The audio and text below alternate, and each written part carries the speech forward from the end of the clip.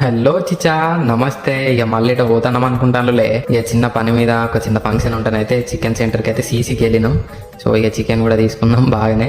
ఇక చికెన్ తీసుకొని అయితే రిటర్న్ రాగా ఇదైతే మన సీసీలో హనుమాన్ టెంపుల్.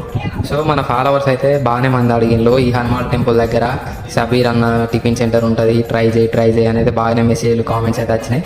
సో ఇక ఇక్కడికి అయితే వచ్చేసినాం. సో ఇది మన మంచిర్యాలలోని సీసీ కార్నర్ నుంచి లోపలికి చేపల మార్కెట్ సైడ్ వస్తే అక్కడ హనుమాన్ టెంపుల్ ఉంటుంది.